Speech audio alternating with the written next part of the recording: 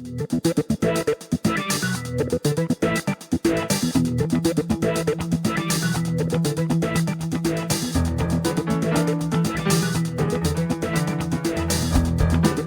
are listening to the SDSU podcast presented by the East Village Times with your hosts Andre Hagberdien and Paul Garrison.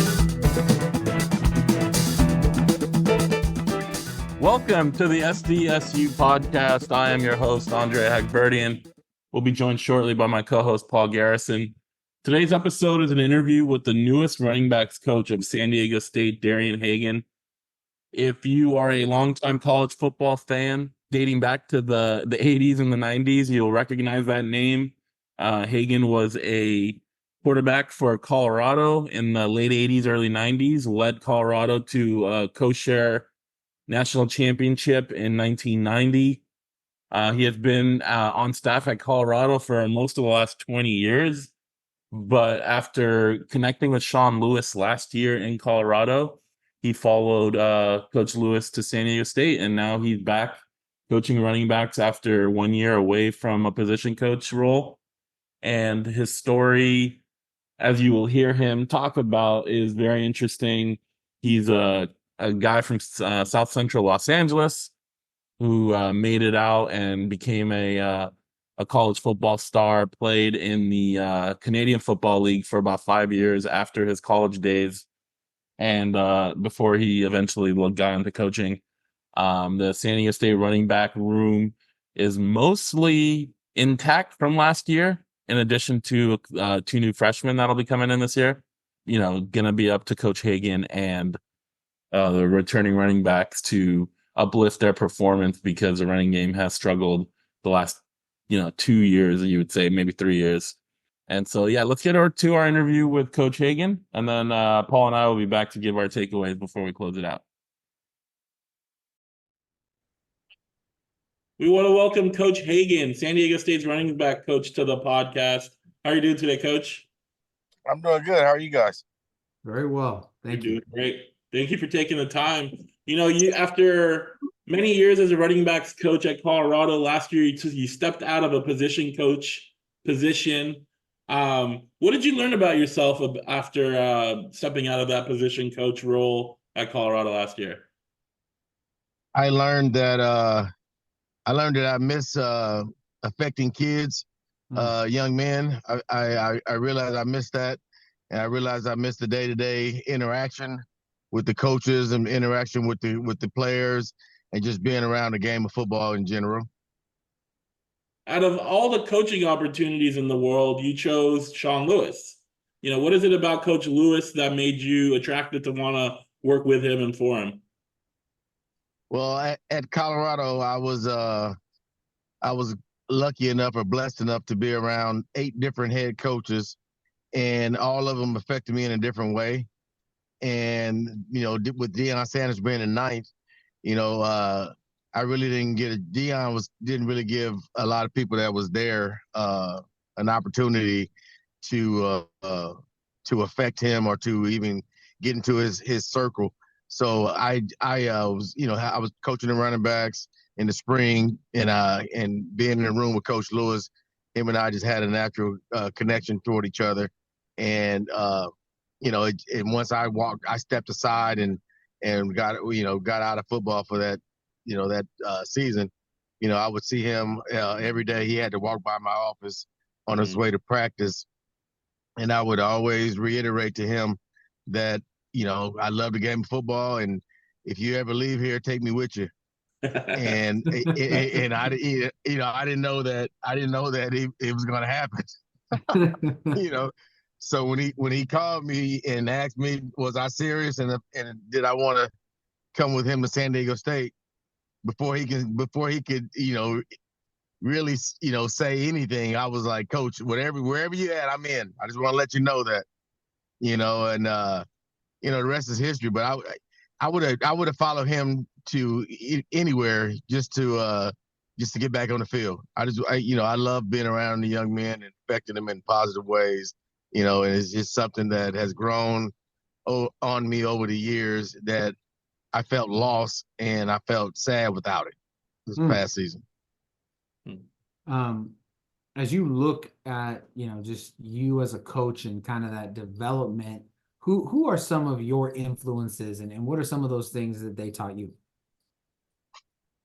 Well, Bill McCartney, who was my head coach, he was a major influence on me. And, one of the things that he said that always stuck with me is coaching is taking players places they can't take themselves. Hmm. And that right there stuck out to me because I was a guy that was looking for direction. I was a guy that was looking for a father figure. I was looking for, a family. I was looking for love and connect with someone. And I was able to connect with Coach McCartney, and then my offense coordinator, quarterback coach, being Gary Barnett. You know, Coach Barnett, he has all the wisdom and all the tools necessary to work your mind over and get your thinking in positive ways. And when I was playing as a freshman, I didn't think I had to study the game of football because I just knew that my natural athletic ability was going to take me to the top. And once I realized that I had to study and put in the time to be a good football player, and then Coach Barnett taking the time, out of his busy schedule to meet with me, multiple times a day, just so I could, understand what we were trying to accomplish on offense, and then on top of that, tragedy hit with Sal Nessie getting sick with inoperable stomach cancer, and now all the guys knew that Sal Nessie wasn't going to live, and the guy that they had to trust now was the guy that didn't prepare, didn't study, didn't have any confidence in himself. That guy was the guy who was going to be, leading them to greatness. And overnight, with Coach Barnett's pushing and Coach Barnett's his help and instilling, guidance and things in me, that it helped me to become the person I am today. And that's one of the reasons why I got into coaching. I never really was thinking about coaching, but when Coach Barnett got the head job at Colorado, he just kept calling me 3 straight years. And in the third year, I was like, yeah, I'm in. And then he told me the reason why he picked me was because he didn't see another person that that he wanted around his players, that he can trust around his players, to do the right things, say the right things. And that's why he chose me. Awesome. That's great. As you, not necessarily with the guys who are presently there, but just in general, what is it that you look for in a running back? Well, I look for a guy that's really confident in his abilities, a guy that's sharp, that's tough, consistent, but mostly I look for, I want a guy that can be a home run hitter, physicality, and he can catch the football, he can run with the football with speed, and he's not stiff. You get a lot of guys that are speed runners and they can't make a cut because their hips are too tight. So I look for, a guy that has, the flexibility and the wiggle and speed. But I also want the guy to be tough because he has to pass block. And I also want the guy to be able to catch out of the backfield, we can, because we do a lot of things with our running back. So I look for the all around guy. And, I tell guys all the time that the only guy that I looked at as a player growing up that I thought was a total complete running back. He played fullback and he played tailback, and he wound up winning the Heisman. And he's by the way, from San Diego Lincoln High School with Marcus Allen. Yeah. So I compare, if you can be an all around, player like Marcus Allen and be tough enough to be a fullback, be tough enough to be a tailback, and catch the ball well, block well, and that's the guy I look for. Setting your bar just low and yes. Hey, I set the bar low enough so I won't get disappointed. We've heard a lot about Sean Lewis's offense, Aztec fast. What is the running back's role in his offense? The running back role in his offense is multiple. We can do different things with the running back. We can you guys have seen it. So we can go empty. We can go. We can tell the running back he can go anywhere and line up anywhere he wants to, and so we had the flexibility to motion him out. We had the flexibility to line him out in empty, motion him back to the backfield. Run a screen game with him, run inside zone, outside zone, and things like that. Our running back has to do a lot of different things, and by the way, he has to protect as well. Now, what do you think makes for an elite position coach? Like if we're sitting here talking to you in January after the season, and you're talking about you were a great position coach. What did you do that excelled at that position? What I would say is zero fumbles, a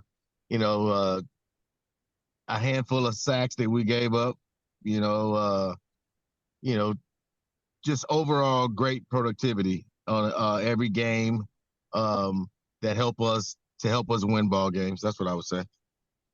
But it's not. I would never say it's about me, because it's Right. not. Like I tell the players, my job is to get you lined up, give you your assignment, and then back up and let your God-given ability take over, because that's what God has presented you with and gave you with. He gave you with the God-given ability to be able to play at this level. So I'm not gonna confuse you or put doubt in your head and things like that. I want to just make sure that you have the correct information and the correct way to do things with technique and fundamentals, and then just back up and let you do your deal. That's what a good coach does. You don't overcomplicate anything. As you, like, every coach seemingly has their coaching philosophy, right? Got a couple things that couple must-haves that they bring to the table. What are your must-haves? What is your coaching philosophy? Like I said, my major one is physicality.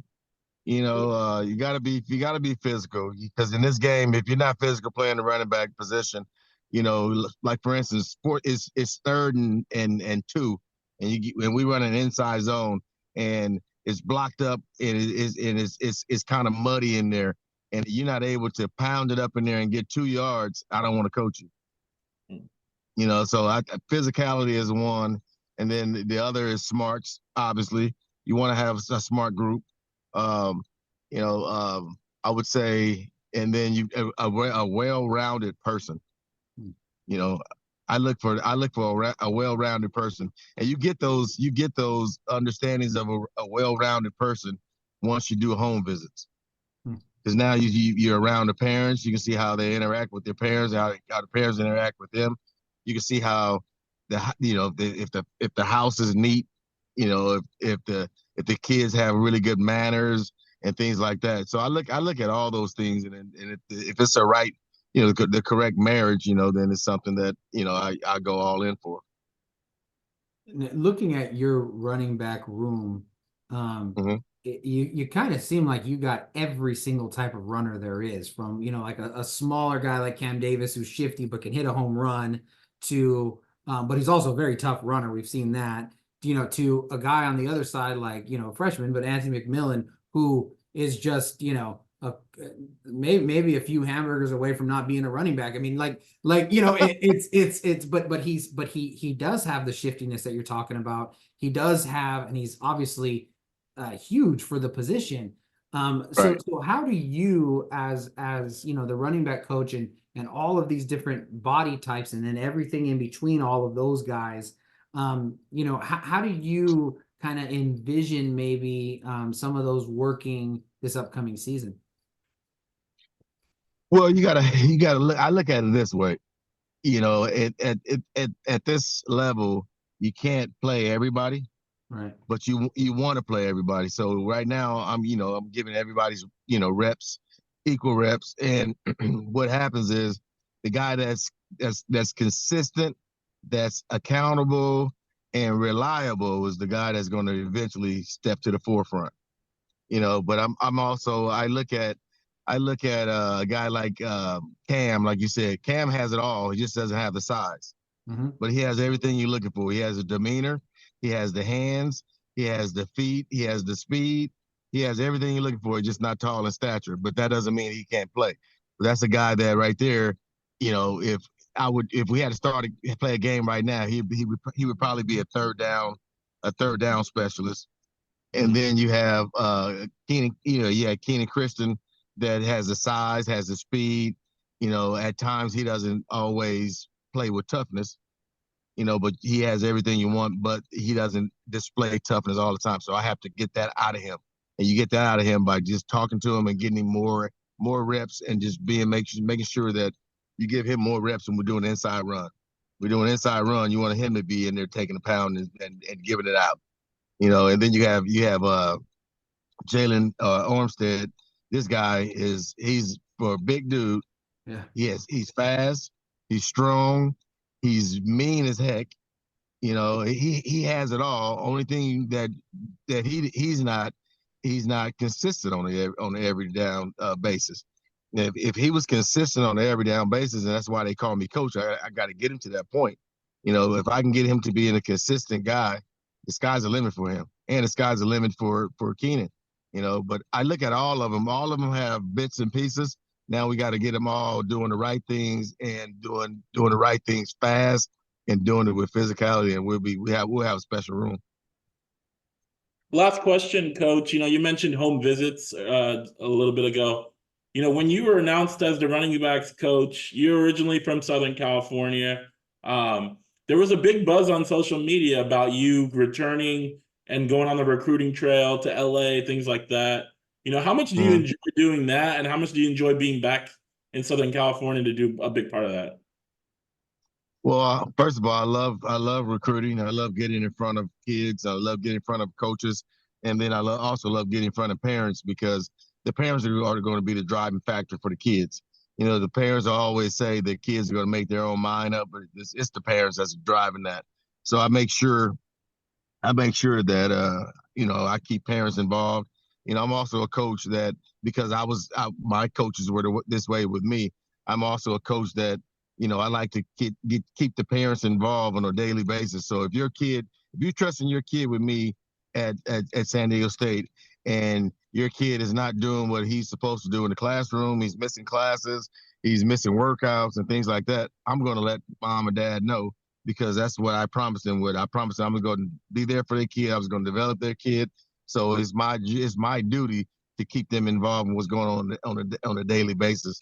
And also being from Southern California, knowing that I grew up in South Central LA, and know that the only way out for me to be where I'm at today was to do really smart things. I had to work hard to get out of South Central LA, and to be able to give kids in that area and the same opportunity is a blessing for me, and so I don't take that lightly. Coach, we definitely appreciate your time. I know it's a busy time right now with spring practice going on. We always appreciate getting to know you, and hopefully our listeners get to know you a little bit better. And hopefully we'll talk to you at some point later this year. Hey, I look forward to it. Anytime you guys want to chat, man, you know where to find me. Yes, sir. Great, man. Thanks, Coach. Thank you. All right. Thank you, guys. Go Aztecs. Paul, that was our conversation with running backs coach Darian Hagan. Obviously, when we heard the name, a lot of us older folks like us Absolutely remember watching him, absolutely play at Colorado, and remembering that. Obviously, they co-shared a national championship in 1990. But talking to him and getting his perspective on so many things, definitely a guy that I think Aztec Nation will love as a coach. And so far, I think the running backs are definitely, taking his coaching and his wisdom and all that comes with it. What do you think? Oh, I thought it was absolutely great. I mean, there's so much to talk about, but I thought that it's the right phrase. His roots in Los Angeles, I think, are gigantic for the program. And to be able to have somebody who has that much cachet in LA, and he reminds me, it being an older guy, inner city guy of like Coach Cooper, and to be able to have that kind of walk into any high school and everybody knows who he is and what he did. I think it's pretty special. And I think at the end of the day, having that, I think is giant for the program. Like I remember those Colorado Buffaloes teams. And it's funny talking with different people, younger guys. It's almost like they think that Deion Sanders is the first coach who, or like they finally became a national program, and trying to explain, no, Eric Bieniemy was pretty big time, like, and obviously Darian Hagan at the middle of all of that. So being able to kind of relive some of that childhood stuff, I thought was really good. Cordell Stewart too. Oh yeah, see, Cordell Stewart. Yep, absolutely. I mean, he obviously played for the Steelers and won some games, but I don't think his NFL career lived up to his Colorado career. But like talking about the LA thing, right? The San Diego State had a flip on early signing day. Sincere Rainey, a running back from San Jose State to San Diego State. He's from Gardena. He's from South Los Angeles. There had to be Darian Hagan had to have an impact on that, whether it was major or minor. That shows, some LA roots right there. And I think it's going to show not just as running back, but at other positions, because he is going to be the main LA recruiting assistant coach. So he's not just going to go into homes of running backs. He's going to go into homes of all sorts of players. And he talked about communicating with the parents, because even if the parents tell you, oh, I'm going to let my kid decide, the parents definitely have a bigger voice than they may let on or think they do. And, building that relationship with the families and is going to help. And him as himself, as an inner city guy going into inner city homes, is more powerful than just talking about it. I think the experience is there. And he's the story about him telling Sean Lewis every day, take me with you wherever you go. I thought that was odd. That was the best part of the interview, because that was something we didn't know that. I mean, we obviously knew that they shared a bond, at least must have shared a connection in that time in Colorado. But that comment, I think, was really cool to hear. And then you asking Sean Lewis about it after practice on Tuesday, and him basically confirming that and talking about why he wanted to make sure Coach Hagan was here with him, I think was special. No, I agree. And I think the we're all trying to get to know all this new staff, right? That is the point of the work that we have in front of us. And one of, I think, the ways that you can see the character of these people is the way they light up for each other. And to your point, when I was talking to Coach Lewis and I asked him about that experience, this huge smile comes across his face, and just remembering all of that. And then obviously the same thing from Coach Hagan, describing, those moments and the joy that he had in it, to reflect on that, and that it actually played out. And neither of them had any idea. They were just people working in an office, just kind of, doing what you do in office is, when you come into your kingdom, man, bring me along with you, kind of a deal. And I thought that like you said, I thought that was a real highlight. I also think a highlight, is I also think the highlight is, I think, we've talked to multiple guys now. We're not the only ones saying that the running back room has underperformed, and they're all trying to recapture kind of what that is. And so I think that, the toughness that I think, Darian Hagan played with, I mean, I talk about being a football nerd. I mean, I can remember being in the house when I watched the 1991 Orange Bowl, where they won, Colorado won 10-9 to kind of secure that with the Huskies for the national championship, and I think, sorry, Coach Hagan, I think at the time I was, a West Coast guy, so I was kind of hoping that they would slip up, and then that would happen. But I remember it. Like I can remember watching that game as a little kid, and I just think that there was a toughness and a grit about those teams that, for whatever reason, with the running backs, I think has been missing. And if they're able to take on kind of that persona again, where every single down, like, yeah, you might hit me at the line of scrimmage, but I'm going to keep my legs forward and I'm going to get 2 yards and I'm going to set up 2nd and 8, which otherwise would have been 2nd and 10, or whatever those things are. Or I'm going to get 5 yards, but you're going to hit me and I'm going to get 7, which is going to allow us to have a play action go over the top. I mean, there's so many different things where I think that some of that, Adam Moema, Donnell Pumphrey, not guys that are necessarily the biggest guys, but who play way bigger than who they are, I think has been missing from that group. And I think it's especially true from guys who have that size. A Jalen Armstead, a Lucky Sutton, who obviously young and going to be timed, but there was so many conversations about him, getting his shoulder pads out in front of him and really running downhill and being that physical presence.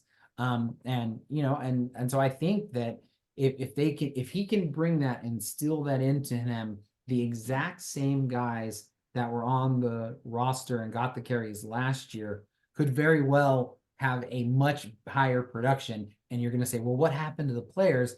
And it's just going to be a mentality change. Well, he said, if it's 3rd and 2 and the run is not blocked well, you should still get 2 yards. Yeah. Right. And how many times did San Diego State have a 3rd and 2 or a 3rd and 1 and not get a first down in the last couple of years? Right. The same running backs. And so I think that's important. He mentioned 3 running backs by name.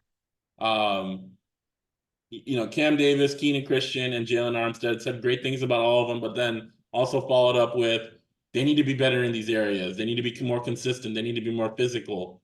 And he said, that's my job to get them there. Yeah. And so he's putting it on him. He's obviously putting it on the players as well, but he's putting it on him as their coach to get that out of them. And, Martin Blake, Lucky Sutton, who am I missing here? Sheldon Canley, Anthony McMillan. And then you add in, Nick Gardnera. With no fullback role, he's kind of playing the running back. And then you've got Anthony McMillan and then Sincere Rainey in the fall. So those are 9 guys that are going to have an opportunity, or at least going to have some level of opportunity to show what they can do. And he says the guy that's the most reliable, the most accountable, and the most consistent is going to be the lead guy. And so I think Aztec fans have been asking for a lead guy for a couple of years now, and it hasn't materialized. But you can also make the case that the coaches didn't really see one guy step forward to deserve that opportunity as well. So it's kind of the chicken or the egg, right? You can't have one guy. The coach can't appoint one guy if no guy actually stepped to the front. So hopefully this is a year where one or 2 guys will step to the front, but we'll have to see. Yeah, and to piggyback off of what you're saying, I think in practice, the little bit that we get to see, Nick Gardner was the 4th guy to receive snaps, and Coach Hagan says they're all going equal. They're all getting a chance to see what they can do, which I think is a great way just to develop depth. I mean, what else are you doing in the spring? But I think that physicality, I mean, that's the cliche about fast spread teams, is that they're soft. That's just they want to, they just don't want to be that dirty gritty team, because dirty gritty teams like San Diego State's had the last couple of years, that's their only way to win. They don't get to have you blow a coverage and then guys wide open all the time, like potentially could happen in Sean Lewis's offense with all the speed, with all of the movement and all those things that take place. And so that's I think that there's enough tape of like Baylor and their offenses, and the things that they do, that you can be physical with the spread. It doesn't have to be that run and shoot and things of that nature, but until that becomes like an identity piece, I'm still not sure that even Baylor, which had great rushers, that was even still their identity. It was still going to be the pass. It was still those things. And they were always trying to keep that toughness there, because I just think that stylistically it lends itself to a different way. And so I think that, you're seeing that from these coaches. They know that football, as much as it's changed and grown and all those things, it needs to be something. It still needs to be the same stuff, which is you got to be physical. It's won in the trenches. And if you can get an extra yard, if you can break a tackle, that close game goes in your direction. I mean, we saw that with Boise State last year, and their rushers and people being just dead in the backfield and them being able to shed a defensive lineman and then have a huge gain and ended up winning the game. And so I think that's what San Diego State has kind of been lacking. And if they can get back to that, especially with, I think is still, if you're just looking straight talent, is still their most talented position. But guys who certainly haven't lived up to those reputations quite yet. Yeah, and we've been talking a lot about, this post-spring portal window, looking for offensive linemen, looking for defensive linemen, maybe a quarterback if they're not happy with how the quarterbacks did. But running back, if they're not happy with how the running backs did, wow, that could be a spot where they dip into as well. And we haven't really talked about that. But I wouldn't be surprised based on how they evaluate the guys in the spring, whether they need to go get, whether there's anyone in the portal that's experienced and better than what they have now, and whether they're going to go after them. No, I think that's really, really interesting. I think I would tend to more think that, the big three that he listed to start would fall further on the depth chart. And that's where a guy like Anthony McMillan, Sincere Rainey, that's where those guys, Lucky Sutton, could really step up and be the people who get the carries, and just those older guys who've had their opportunity kind of don't get those same opportunities. But I think with the talent acquisition, as they say, you never know. There's a lot to look at, with spring, but it was a great interview. So glad we got to do it. Yeah, I'm curious. And your article was great, by the way. Thank you. Yes, sir. He made it easy, definitely, with his answers. We joked last year about the depth charts and the validity of those depth charts and the prior coaching staff. Right. I'm curious how much, if any, validity there'll be the depth charts that this current coaching staff puts out. Obviously, the post-spring one won't mean anything because there won't be games to play. Right. But I'm talking about in the fall when there's in the game days or game weeks, those depth charts. So this first post-spring depth chart, I think we'll dissect it, obviously, as we always do. Yeah. But I'm curious to see how this staff treats depth charts compared to the prior staff, and how much credence we actually should pay into it. But well, the fact that there's been one open practice, and at that they weren't even in pads, and the rest of it we get 45 minutes, leads me to believe that as many competitive advantages that they could get, the better. But I think with what you're saying, like the part that I'm interested in is, okay, so now there's a bunch of tape, now there's a bunch of film, you know what I mean? And what Sean Lewis at San Diego State, it's known. Does that change any of those kinds of things? But yeah, everything's new, man, and it's a lot of fun. Yeah, this was our second interview with the new coaching staff. We actually have hopes to get every new coach on the podcast, hopefully over the next month or so. We've recorded more than half of those interviews, and you'll see them come out, in segments. But I think it's been fun catching up and getting to know some of these coaches, and I think our listeners will appreciate it as well. So this is the second one, and we hope to have 8 or 9 or 10 or whatever the count is of these moving forward. I agree. Last parting point for me, I think you and I, Andre, we got to be careful interviewing all these guys with these great beards. We got to make sure that we keep ours trimmed up, and don't try to. Because I mean, you're saying I shouldn't grow out my beard? No, I'm saying you can't. I'm just saying, like, it's a little bit. If we start looking like the coaching staff, or brewers, that's the funny part to me, is like they all look like they brew beer. That might not be a good look for us. We got to stay independent and objective. So our beards got to stay close to our faces like normal. Sounds good. All right, guys. Thank you for listening. Hopefully you enjoyed the episode with Coach Hagan. As always, we appreciate you guys liking, sharing, following, subscribing on all your favorite platforms. And we'll talk to you guys next time.